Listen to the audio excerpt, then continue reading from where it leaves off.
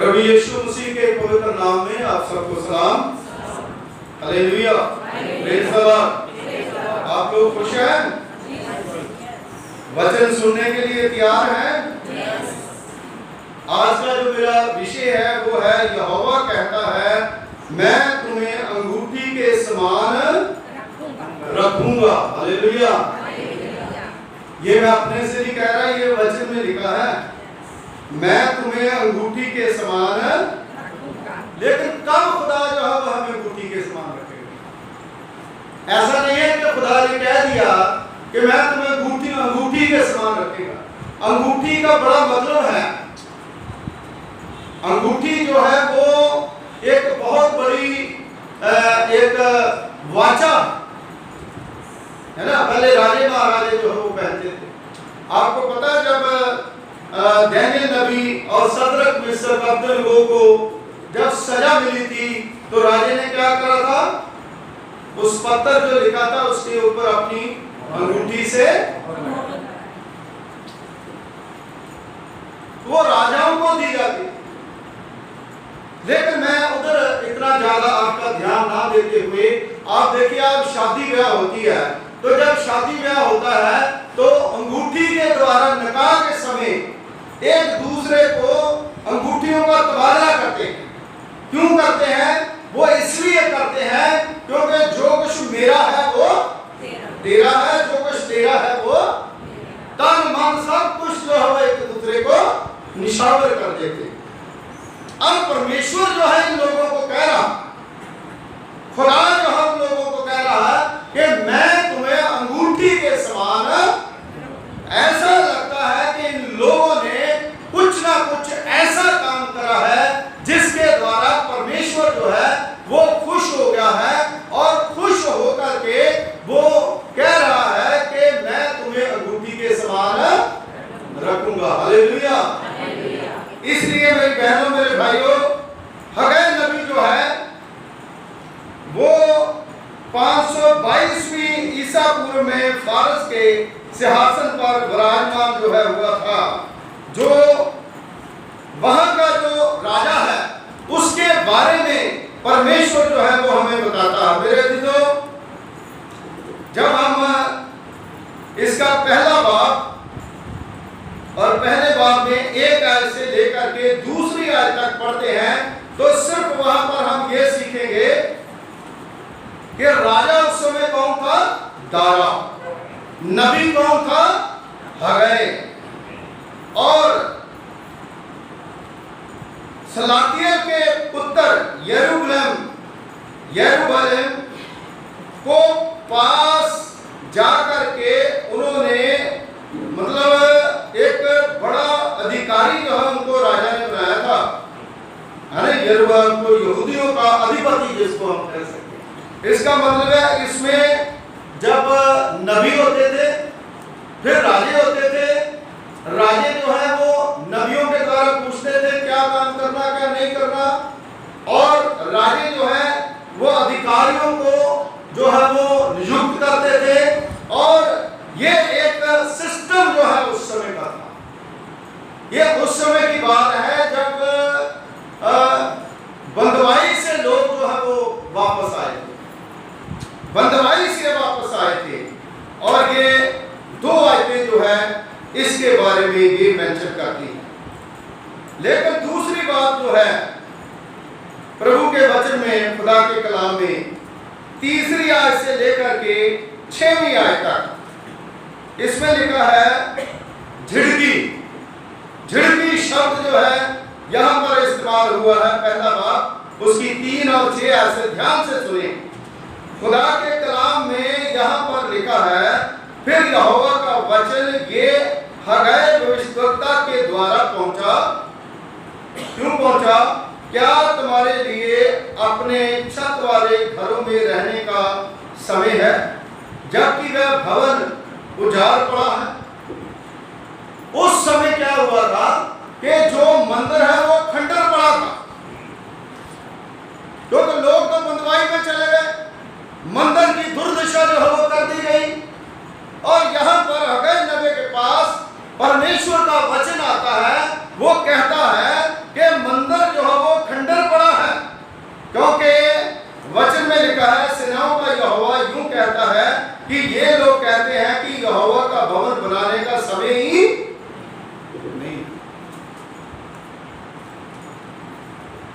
ये जो सलातियल और उसका पुत्र यरूबाबेल जो है वो मानते नहीं, और ये बाइबल में खुदा के कलाम में लिखा है। लेकिन फिर दूसरा खंड जो है था, उसमें खुदा ने, परमेश्वर ने हगै नबी के द्वारा उनको कहा कि उनको जाकर के भविष्यवाणी कर, क्या अपने छत वाले घरों में रहने का समय है, जबकि ये भवन उजाड़ पड़ा है। भवन में कोई बहुत सी खराबियां थी, बहुत कुछ जो है बिगड़ा हुआ था, लेकिन वहां पर कोई परवाह नहीं कर रहा था। इसलिए अब सेनाओं का यहोवा यूं कहता है, अपनी अपनी चाल चलन पर ध्यान करो। तुमने बहुत बोया परंतु थोड़ा काटा। हालेलुया। इधर ध्यान दीजिए, जो आता है उन्हें आने दो। खुदा के कलाम में लिखा 6 आयत में, तुमने बहुत बोया परंतु कम काटा। हम बोते बहुत हैं लेकर काटते कम हैं। बहुत बीज बोते हैं लेकर काटते कम हैं। क्यों? क्योंकि हम खुदा की ओर ध्यान नहीं देते। तुम खाते हो परंतु पेट और आगे लेकिन पेट, तुम पीते हो परंतु प्यास नहीं बुझती। तुम कपड़े पहनते हो परंतु गर्माते, और जो मजदूरी कमाता है वह अपनी मजदूरी की कमाई को छेद वाली थैली में। यह हगै नबी ने उनको वार्न करा कि ये कैसा सिस्टम जो है बना रखा। आप क्यों नहीं प्रभु के घर के लिए, खुदा के काम के लिए अपना काम जो है वो करते? लोग उस समय भी एक दूसरे की तरफ देखते थे, लेकिन हम लोग जो प्रभु के चुने हुए हैं, जिनको अंगूठी के समान खुदा रखता है, जिनकी बड़ी परवाह करता है परमेश्वर, हमारी ड्यूटी बनती है कि हम खुदा का काम करें। खुदा कभी हमारे और हमारे बच्चों के, हमारे जीवनों में कोई भी काम जो है वो रुका रहने। हालेलुया। क्योंकि अभी गीत जो है वो ललन भाई ने गाया, बड़ा सुंदर गीत जो है, जब हम प्रभु के लिए कुछ करते हैं तो खुदा जो है वो हमें उठाता है, नीचे से उठाता है। इसलिए मेरे अजीजों, हम कुछ ना कुछ हमें करने की जरूरत है। यह तीसरा खंड जो है वो 7वीं आयत से लेकर के 7 और 8 आयत में लोग जो हम सोचने में इसका उपाय क्या है, हम क्या करें। हे हगै नबी जो है उन लोगों को उपाय बताता है। वो कहता है, सेनाओं का यहोवा तुमसे यूं कहता है, मैं अपने चाल चलन पर सोचो। अपने अपने चाल चलन पर सोचो, किसी के नहीं कि मैं ललित के चाल चलन बारे में सोच रहा हूं, है ना, मैं अपनी वाइफ के चाल चलन के बारे में सोच रहा हूं। अरे भाई, अपने जो हमारा अपना चाल चलन है उसके बारे में हम सोचें। हमारी क्या ड्यूटी है, हम क्या कर रहे हैं। और परमेश्वर का वचन बताता है कि उसने कहा, सेनाओं का यहोवा कहता, उपाय बता रहा है कि अपने अपने चालन पर सोचो।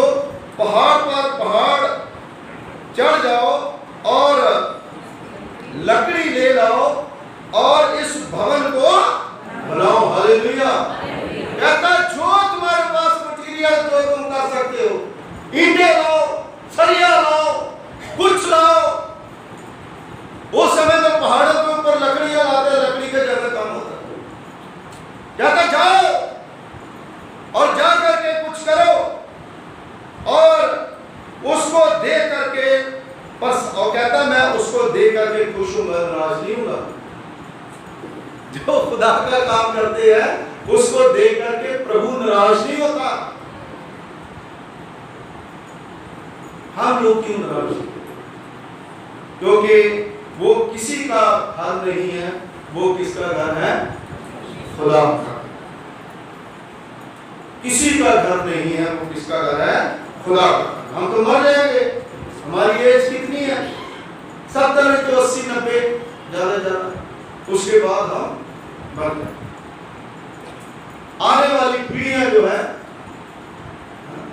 दस्से की सच्चाई रब दी आने वाली पीढ़ी बताएंगी। इसलिए हगै नबी जो है वो कह रहा है कि भाई उपाय ये है कि आप लोग सब होशियार हो जाओ, सब लोग जो है मिल करके प्रभु के लिए काम करो, उसको देख करके प्रसन्न होऊंगा और मेरी महिमा होगी। यहोवा का यही खुदा कहता, सिर्फ मेरी महिमा होनी चाहिए। खुदा की महिमा के सामने किसी की और की महिमा नहीं, प्रभु की महिमा। हम सब लोग, खुदा के कलाम में लिखा है, जो कुछ आप करें प्रभु की महिमा के लिए करें। हालेलुया। क्योंकि प्रभु यहोवा says I will keep you like ring। परमेश्वर कहता है, यहोवा कहता है, मैं तुम्हें अंगूठी के समान रखूंगा। क्यों कहता है? क्योंकि तुम मेरे काम करो, तुम मेहनत करोगे। इसलिए मेरे अजीजों, 9 आयत से लेकर के 11वीं आयत तक जब हम पढ़ते हैं, 9 आयत से लेकर के 11वीं आयत तक, तो प्रभु का पवित्र पाक वचन जो है यहां पर बताता है 9 से 11, परमेश्वर से डांट। खुदा हमें डांटता भी है, डांट जो है अच्छी लगती, खुदा डांटता है हमें। 9वीं आयत में क्या लिखा? तुमने बहुत उपज की आशा रखी, परंतु देखो थोड़ी ही है, और जब तुम उसे घर ले आए तब मैंने उसको उड़ा दिया। खुदा कहता बहुत सा तुम्हें मिलता है, बहुत सी उपज जो है तुम्हारी होती है, लेकिन जब हमारे घर में आती है छू मंत्र हो जाती है, छू मंत्र हो जाती है, पता नहीं चलता किधर से आया और किधर को गया, क्योंकि छेद वाली थैली में पड़ गया, छेद वाली थैली में पड़ गया। इसलिए मेरे अजीजों, खुदा का कलाम, परमेश्वर का वचन जो है, एक मैं आपको आयत जो है वो बताऊंगा, मत्ती की इंजील उसका 6 बाब उसकी 19वीं आयत से लेकर के 33वीं आयत तक। अगर आपने निकाला है तो प्लीज मेहरबानी से जल्दी आप पढ़ दें। मत्ती की इंजील उसका 6 बाब उसकी 19वीं आयत से 33वीं आयत तक पढ़िए, पढ़िए, आप पढ़ दीजिए। अपने लिए पृथ्वी पर धन इकट्ठा ना करो। प्रभु के वचन में लिखा है, अपने लिए पृथ्वी पर धन इकट्ठा ना करो, जहाँ कीड़ा और काई बिगाड़ते हैं, जहाँ कीड़ा और काई बिगाड़ते हैं, और जहाँ चोर सेंध लगाते और जहाँ चोर सेंध लगाते और चुराते हैं, परंतु अपने लिए स्वर्ग में धन इकट्ठा करो, अपने लिए स्वर्ग में धन इकट्ठा करो, जहाँ ना तो कीड़ा और ना काई बिगाड़ते हैं, ना काई बिगाड़ती है, और जहाँ चोर ना सेंध लगाते और ना चुराते हैं, जहाँ ना चोर सेंध लगाते हैं ना चुराते हैं, क्योंकि जहाँ तेरा धन है वहाँ तेरा मन, जहाँ तेरा धन है वही तेरा मन भी लगा। हालेलुया। जहाँ तेरा धन है वही तेरा। इसका मतलब है कि जब माँ बाप बच्चों को ज्यादा पैसे देते हैं, इसके साथ ज्यादा प्यार करता है। हम खुदा के घर में जाते हैं, जो ज्यादा प्रभु को महिमा देते हैं, ज्यादा खुदा को महिमा देते हैं, खुदा उन्हें ज्यादा प्यार करता है। इसलिए मेरे अजीजों, हगै नबी के साथ जो उसने कहा है उसके साथ ये मिलती एक आयत जो है वो मैंने मत्ती की इंजील उसका 6 बाब 19 और 33 में आयत में जो पढ़ा है वो स्पष्ट करता है कि हमारा जीवन जो है प्रभु के लिए समर्पित होना चाहिए। Hallelujah, hallelujah. आज लोग जो है खुदा के कलाम को कम और अपनी बढ़ियाई जो है ज्यादा करते। अब मैंने देखा, आप YouTube पे देखिए, कहीं पर भी देखिए, बड़े बड़े जो होते हैं, और उसमें सब चीजें जो है वो उल्टी सीधी जो है वो हो रही है। लेकिन जो सही होता है वही मंजूर खुदा होता है। हालेलुया। क्योंकि जब हम इधर उधर देखते हैं, इधर उधर जाते हैं, तो हम सोचते हैं कि भाई पता नहीं वहां पर क्या हो रहा, वहां पर पैसा कहां से आ रहा, वहां पर ये इतनी बड़ी सभाएं जो है वो हो रही है, करोड़ों अरबों रुपया जो है वो वहां से आ रहा। और फिर भी हम वहां पर जाकर के देखते हैं कि वहां पर क्या हो रहा, क्या नहीं हो रहा, कुछ सोचते समझते नहीं। लेकिन जब प्रभु का नबी, जो परमेश्वर के लोग, जो खुदावंद का कलाम हमें कहता है, उस कलाम के मुताबिक चलने की कोशिश करे, तभी खुदा कहता है कि मैं तुम्हें अंगूठी की तरह अपने पास रखूं। हम सिर्फ अपनी बारी तौर पर सोचते हैं, लेकिन अंदरूनी हमारा जीवन जो है वो खाली है। कल मैं किसी के घर में प्रेयर करने के लिए 2 दिन पहले गया, तो वहां पर एक ग्रुप बना करके मतलब 18-20 लोग मेरे पास आए। पता नहीं कहां से उन्होंने बैप्टिज्म लिया, कहां उन्होंने बैप्टिज्म का मतलब नहीं था। तो बपतिस्मे का भी नाम जो है उनको आता नहीं। तो मैंने कहा कहां से लिया, और मैं पास्टर का नाम तो नहीं दूंगा क्योंकि अच्छी बात नहीं है। लेकिन मैं हैरान हो गया, ये सच बात है। वो आएंगे, मैं आपको मिलाऊंगा, उन्हें पता ही नहीं, बेचारों को कुछ पता नहीं।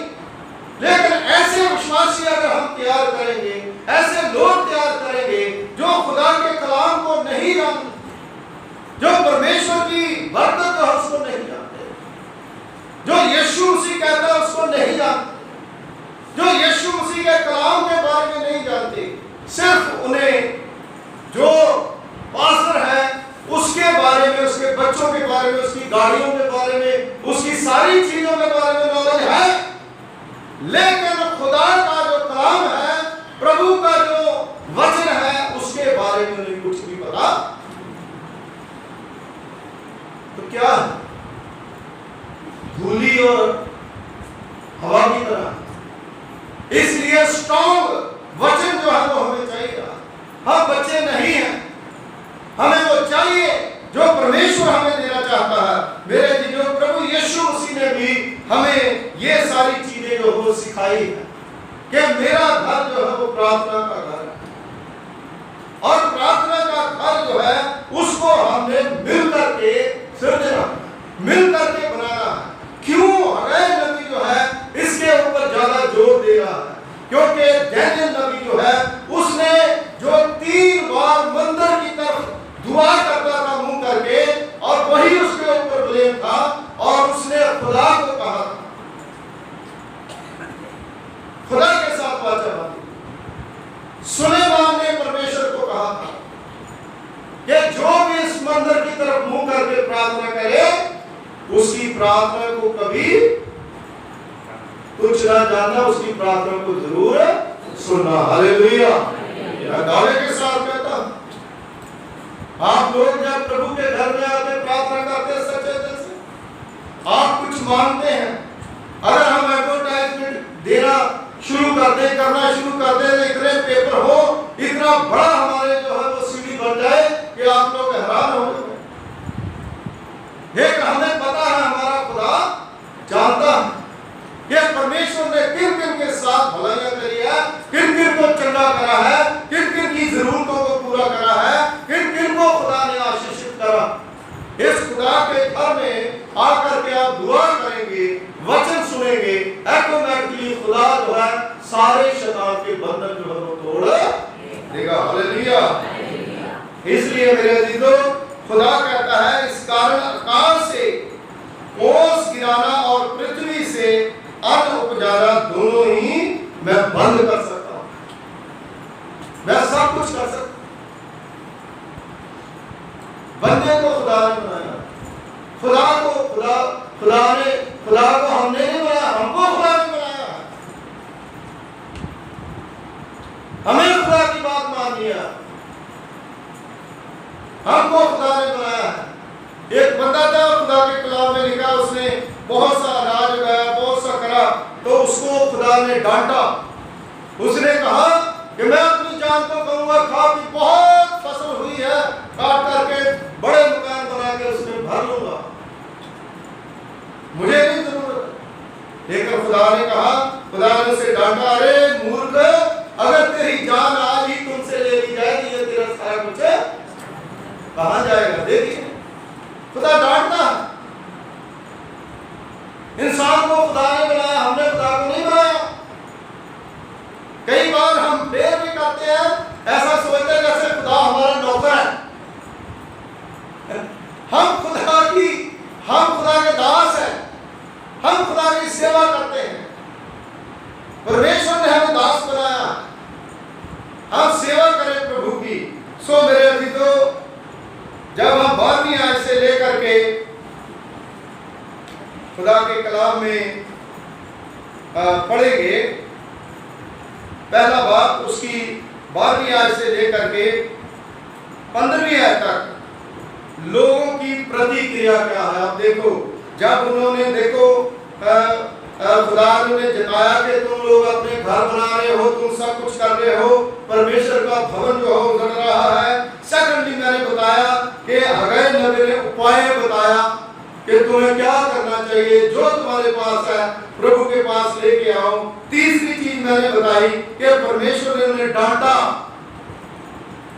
खुदा डांटता है, खुदा जिसको प्यार करता है उसको डांटता है।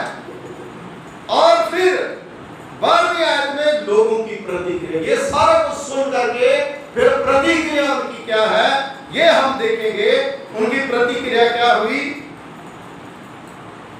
12वीं आयत में। तब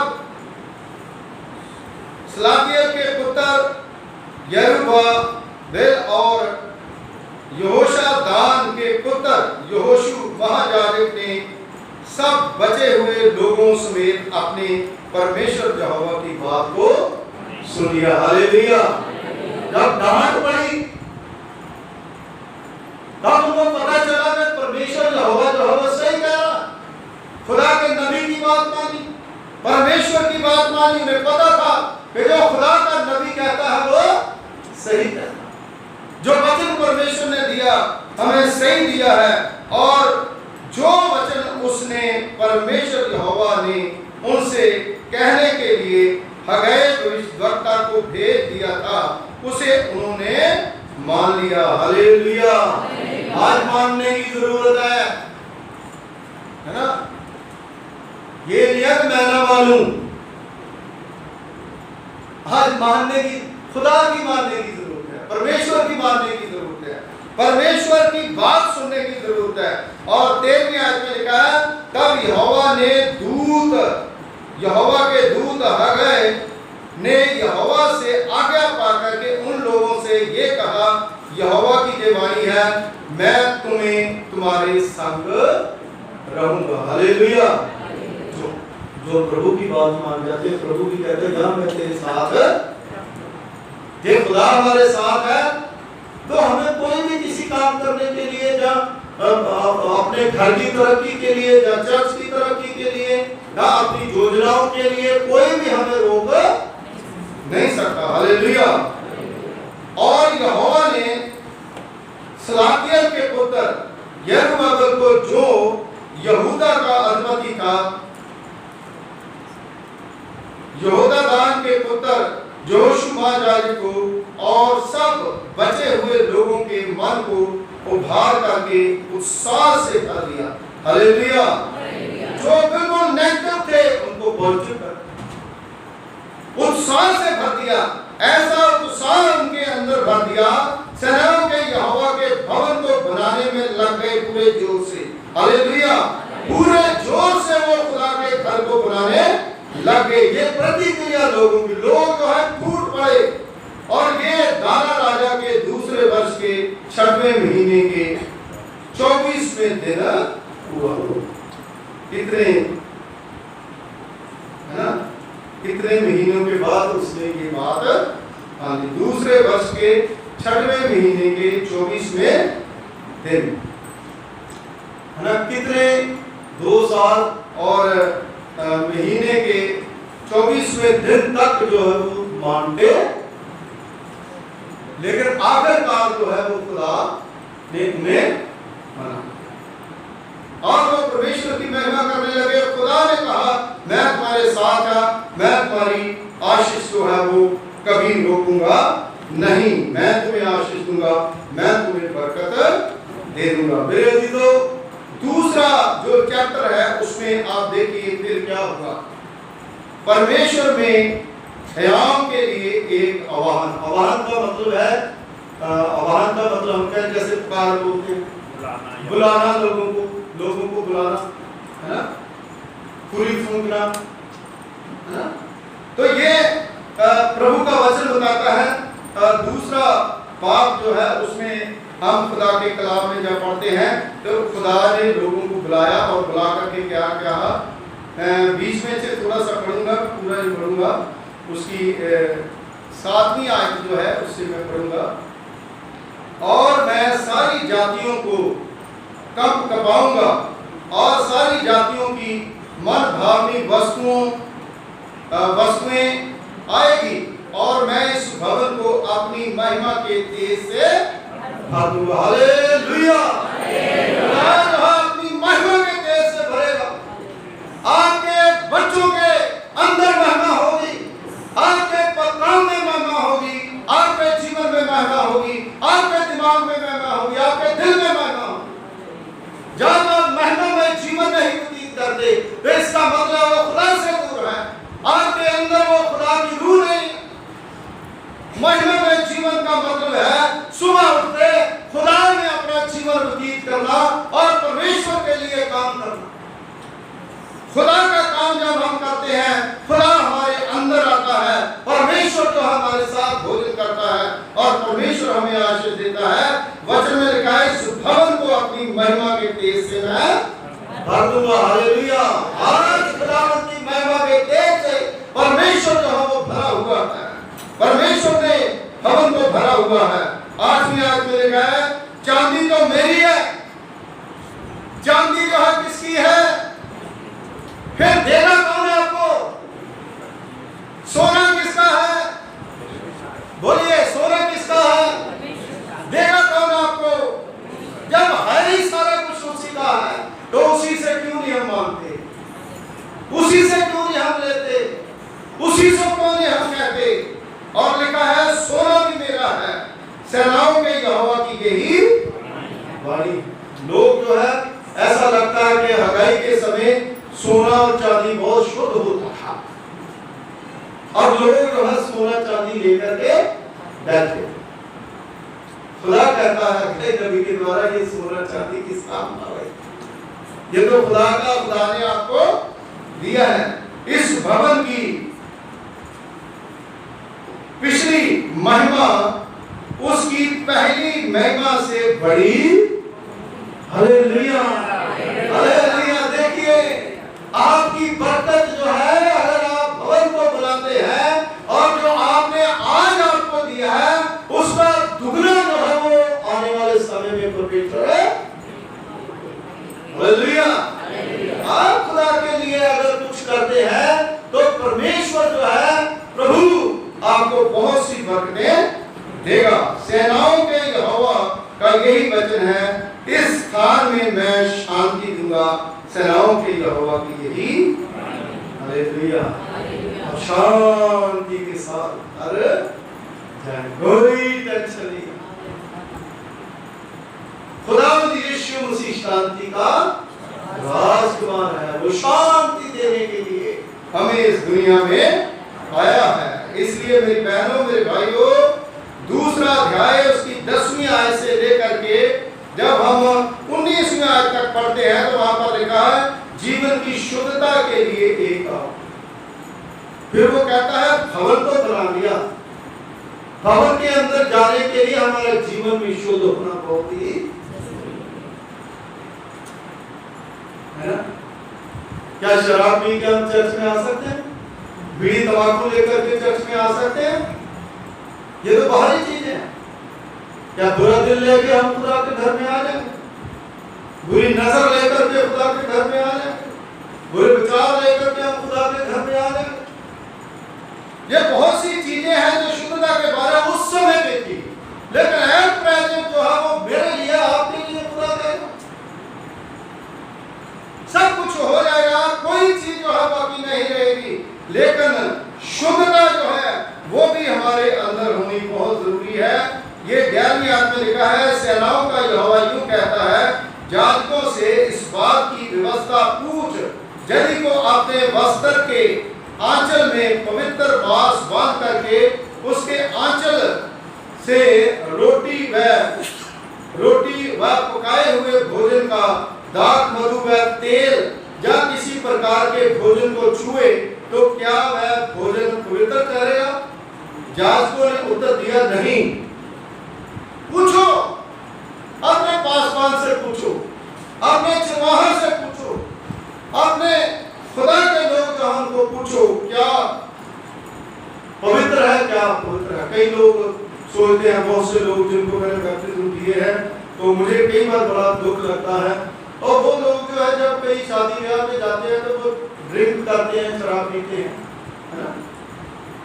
ये सिर्फ मतलब है कि आपके लिए नहीं, पासवानों के लिए भी, ये सारे सेवकों के लिए भी, हर किसी के लिए है। तो वो लोग कई बार कहते हैं, मैं उनको कहता हूं, अरे तुम तो वहां पर बैठे हो, उनसे बपतिस्मा लिया, कहता है जो बड़े पुराने विश्वासी वो भी पी रहे हैं, वो भी प्रभु भोज लेते हैं। क्योंकि एज पास्टर मैं उस बात से एग्री नहीं, क्योंकि जो चीज परमेश्वर ने वचन से मना करा उसको हम फॉलो नहीं कर सकते, और किसी के ऊपर दबाव नहीं हम डाल सकते, सिर्फ हम खुदा के कलाम से उनको समझा सकते हैं। इसलिए कई बार क्या होता है कि हमारा जीवन जो है वो दूसरे लोग देखते हैं, तो मैं फिर उनको चुप हो जाता हूं, क्योंकि मैं क्या कहूंगा। तो इसलिए खुदा का कलाम जो है यहाँ पर बताता है, भवन बन गया, सारा कुछ तैयार हो गया, लेकिन उसके अंदर जाने के लिए कौन है जो खुदा के घर में खड़ा रहे? मतलब हमारी बाहरी पवित्रता, अंदरूनी पवित्रता दोनों ही बहुत जरूरी है। इसलिए हमें शुद्ध होकर के प्रभु के घर में जाना बहुत ही जरूरी है। अब मैं लास्ट में आ जाता हूं, भविष्य में दृढ़ विश्वास के लिए एक आह्वान। लास्ट में जो हमने ये रखा है, इसका टाइटल जो है वो हमने रखा है यहाँ पर परमेश्वर के वचन में, यहोवा कहता है मैं तुम्हें अंगूठी के समान रखूंगा। यहोवा says I will keep you like a ring. अब देखिए यहाँ पर एक बड़ी अच्छी बात आ गई, खुदा ने हगई नबी के द्वारा सारी चीजें समझाई, और लास्ट में उसने ये कह दिया, परमेश्वर ने 23वें आयत में, सेनाओं के यहोवा की यही वाणी है, उस दिन के सलातियल के पुत्र मेरे दास यरूब्बाबेल, मैं तुम्हें लेकर के अंगूठी के समान रखूंगा।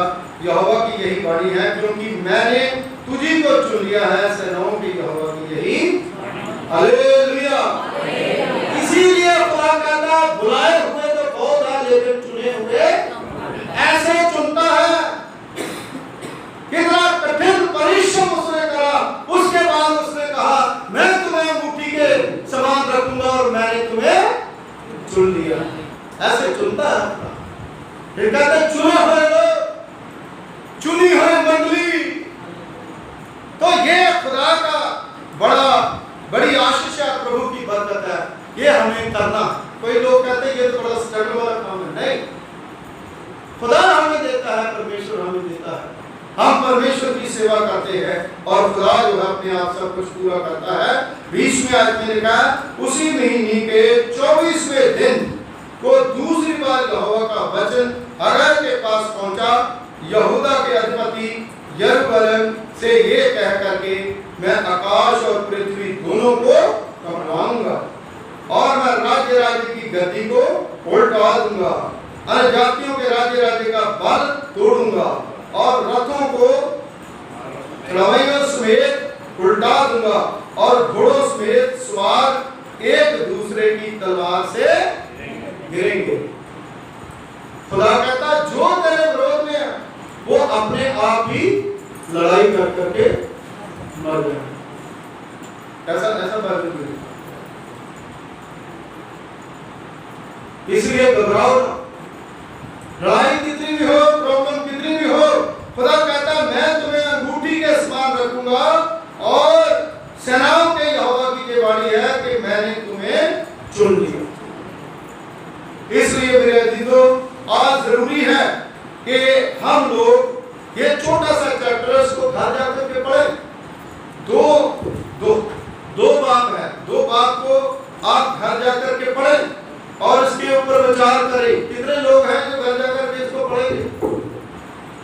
हालेलुया। बाकी नहीं पढ़ेंगे हैं? अगर किसी ने बाइबल नहीं पढ़ी तो स्टडी करने का बहुत अच्छा मौका है। अगर नबी की पुस्तक उसका पहला और दूसरा बाब जो है पढ़ करके आप फोन कर सकते हैं, पादी साहब आपने 2 चैप्टर जो है उनको पढ़ लिया। नेक्स्ट संडे आकर के बता सकते आते पादी साहब हमने पढ़ लिया। अगर आप पढ़ोगे घर में सुख शांति आएगी, आपके जीवन में सुधार आएगा, आपका जीवन जो है वो आशीष में होगा। इसलिए मेरे अजीजों यहोवा कहता है मैं तुम्हें अंगूठी के समान, है ना, अंगूठी पहनते हैं जब तैयार होते हैं, कपड़े पहनते हैं, वॉच जो है उसको देखते हैं, घड़ी कहाँ है, अंगूठी कहाँ है, चश्मा कहाँ है, टाई कहाँ है ना? उसके बगैर तो काम नहीं चलता, है ना? बाइबल में बेल्ट के बारे में लिखा, पेटी के बारे में सारा कुछ लिखा है ना? वो भी कहाँ है? तैयारी। तो इसलिए मेरे अजीजों अंगूठी का मतलब है कि जब शादी होती है तो वो पत्नी कहती है तो वो शादी वाली अंगूठी पहनते हैं, कहते हैं कि मैं तेरा ही, तू मेरी। इसीलिए विश्वासी लोग जो है उसके बारे में खुदा के कलाम में लिखा है कि जब हम चुन लिए जाते हैं हम खुदा के हैं और खुदा हमारा है, हमारी बातें उसमें हैं, उसकी बातें हमने, और जो हम मांगते हैं खुदा हमें देता। हालेलुया। खुदावंद हमारे सर्वशक्तिमान पिता परमेश्वर कुल आसमान और जमीन के खालिक मालिक, तेरा धन्यवाद करते हैं, तेरा शुक्रिया अदा करते हैं। अगली नबी की पुस्तक के ऊपर छोटी सी खुदावंद मैसेज जो प्रभु एक स्टडी के रूप में प्रभु खुदा परमेश्वर जी हमने करा। कई बार खुदावंद वचन को समझने में प्रभु खुदा परमेश्वर जी हम लोग चूक जाते हैं, लेकिन खुदावंद आपकी रूप आग प्रभु खुदा परमेश्वर जी हमें आगाही करती है ताकि खुदावंद हम आपके वचन को प्रभु जी अच्छी तरह से खुदा सीख सकें। कोई भी बात जो लिखी होती है उसके पीछे बहुत बड़ा संघर्ष और बहुत बड़ी योजनाएं जो प्रभु में हम पूरी करते हैं उसके बाद ही उसका मतलब निकलता है। सचमुच प्रभु खुदा परमेश्वर जी इस बात को खुदावंद मैं तुम्हें अंगूठी की तरह अपने साथ रखूंगा, तूने हमारे साथ वादे करे हैं, मैं तुम्हें बरकत दूंगा, मैं तुम्हें आशीष दूंगा। सचमुच प्रभु खुदा परमेश्वर जी आप अपने लोगों को ब्लेस करें, बरकत दें, इनके जीवनों में आशीष दें, इनके बच्चों को आशीष दें, जो बीमार हैं उनको ठीक करें, और जिनके अंदर प्रभु खुदा परमेश्वर जी किसी प्रकार की कोई प्रॉब्लम परेशानी है उनको दूर कर दें, और प्रभु सबको खुदावंद आशीष लेके जाए, कोई खाली न जाए, सबको बरकत दें। जितने लोग यहाँ पर बैठे हैं बहनें भाई, उनके बच्चों पर, परिवारों पर आपकी दुगनी आशीष हो, यीशु के नाम से मांगते हैं, आमीन आमीन। God bless you. परमेश्वर आपको आशीष